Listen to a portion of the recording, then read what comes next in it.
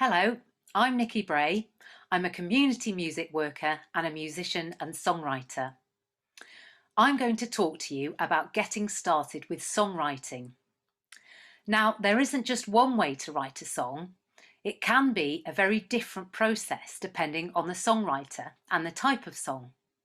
But I'm going to share some tips which work for me and hopefully which might help inspire you too. The songs I write are humorous and heavily based around lyrics and storytelling. Some songwriters play intricate and complex music, whereas my songs are often musically quite simple, and I instead try to make them interesting through the subject matter, lyrics, story, and vocal melodies. And the good news here is that those are all things you can do without even knowing how to play an instrument.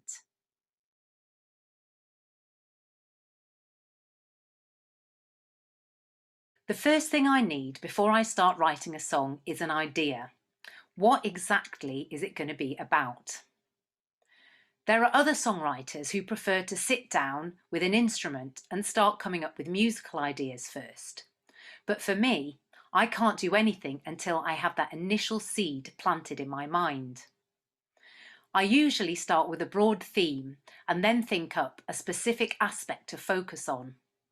It needs to be something that excites me and makes me want to write about it.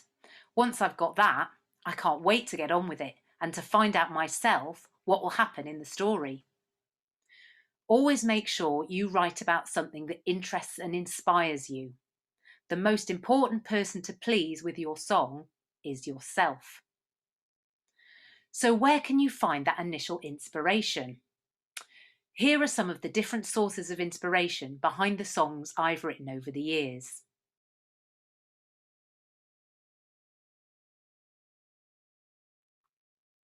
Memories and experiences from childhood and adulthood. I've got one song which sort of combines both. So I didn't start learning to ride a bike until I was 40, so I wrote a song about that, as it was a very different and more embarrassing experience than I imagine it would have been as a child. So it's good to write about what you know, but also what you don't. It can be fun to make up scenarios or write from somebody else's perspective, and interesting to learn about new things when you're doing your research for your song. Things you like, obviously, but also things you don't like. That might be a past job you've had, other people's annoying habits, or you could write a song about injustice, write a protest song. It's good for channeling any strong emotions you have and can also prove to be quite cathartic. People you like and admire. That could be famous people, but also friends and family. Place.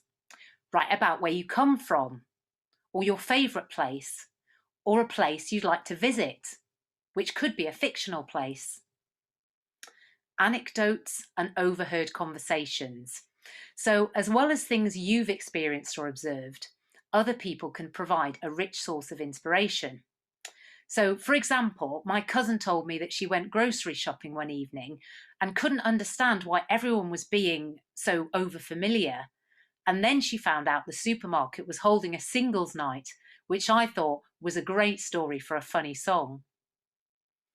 Eavesdropping on other people's conversations is also a good way to pick up lyric and song ideas, but just be subtle about how you're doing it.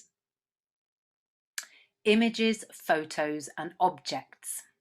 So I've got a song inspired by this. So those kind of 1940s and 50s adverts with women doing household chores in dresses and heels, full hair and makeup. I've also got a song inspired by these. So see if you can tell the difference. There's a card for a daughter and a card for a son. That's right. It's gender stereotyping in greeting cards. And those also come under the category of things I don't like, by the way. Things in your neighbourhood. So I was on a music residential once where we went outside to look for inspiration, and we found a notice board with lots of flyers and the minutes from a meeting of the local council, and those inspired us to build a whole story around one of the council members C. Hibbert Foy, who spoke like this. Love, relationships, heartbreak, and betrayal.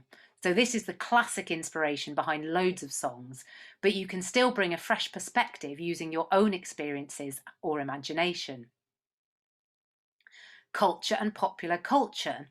So write about something you've read or seen on TV or a piece of art, or you could write a song from the perspective of a character in film or literature.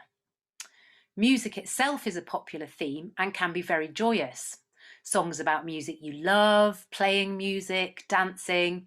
You could even come up with some dance moves for your song. Society and social trends. So obviously there's loads of songs written recently about COVID and the way it's changed society. Social media and technology is also a good source of inspiration because it also plays a big part in people's lives and changes so rapidly. And newspaper articles are great for presenting stories about interesting aspects of society, which you can then turn into a song. And finally, what if scenarios. So, what if you were the last person on Earth? What if you won the lottery? What if you were abducted by aliens? So, those are particularly good for getting your creative juices flowing.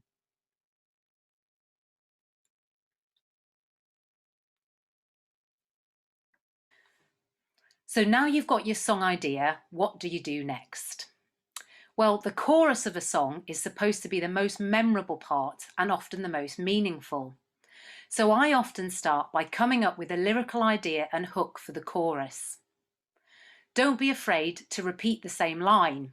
Lots of songs do that, and it helps the chorus stick in people's head and makes it easier to sing along. I recently wrote a comedy horror song about people meeting gruesome ends while on Zoom calls. So once I had that initial idea, the first thing I came up with was a chorus lyric and a vocal tune. In Zoom, no one can hear you scream when you're on mute. To make it more memorable and dramatic, I decided to repeat that 4 times with slight variations the second and last time.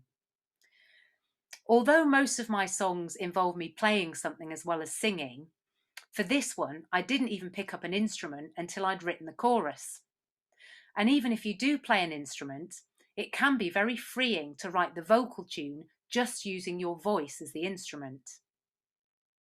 I've also had fun writing songs which are purely a cappella, and unaccompanied songs can be very powerful as there's nothing to distract from the vocals and the lyrics.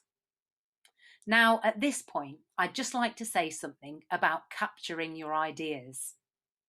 A great tip for creative people is to always carry a notebook to jot down your ideas wherever you are. For songwriting, there's one other item I find crucial, and that's a voice recorder.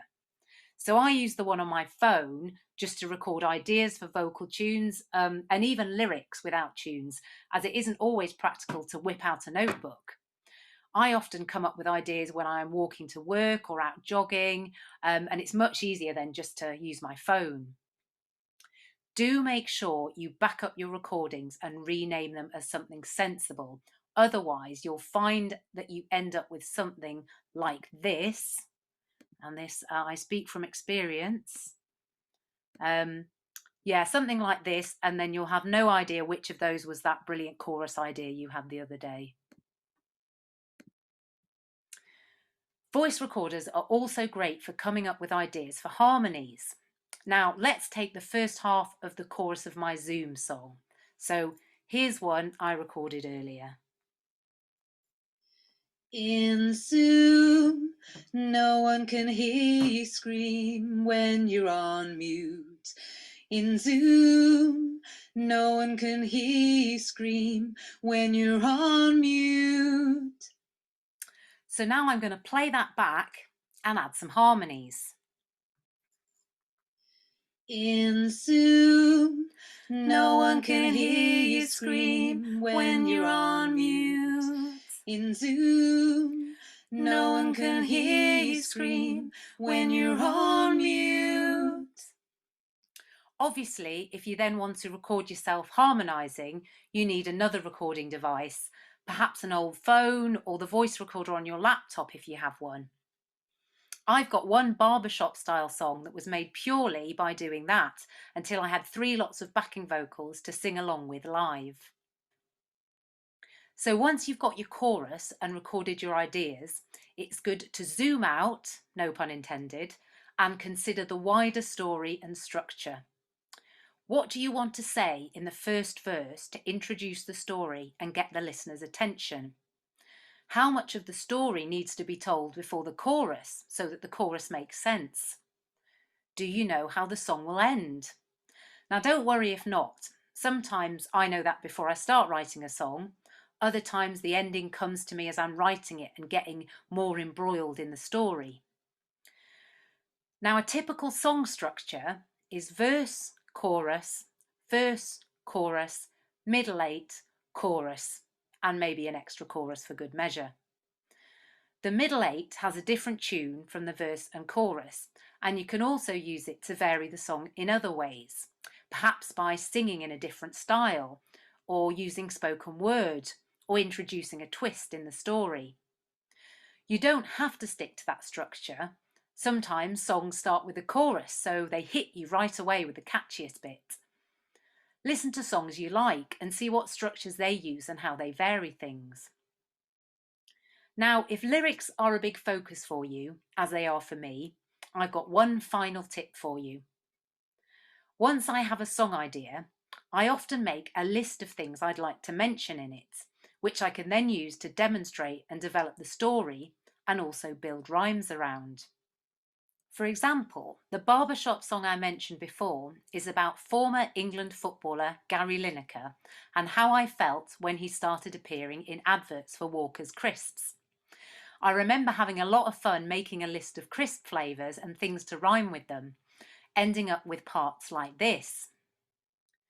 You were the soccer sweetheart of the nation, till your fans you did forsake for smoky bacon.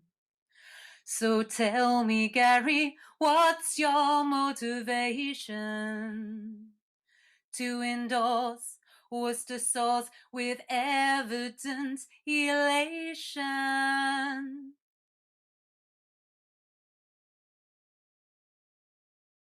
If you're brand new to songwriting, it will probably feel pretty difficult at first, but like with anything, it does get easier the more you do it, particularly once you find your own voice and style. As I hope I've shown you, you can find inspiration in all sorts of things, and you can write songs from the comfort of your own home with just your voice and preferably a voice recorder. In a minute, I'm going to give you some creative songwriting challenges, which you'll see scrolling up your screen. I hope, as it does for me, that songwriting will help you have fun, express your creativity, and go on new adventures through the songs you write and the stories you tell. Happy songwriting! Give it a go!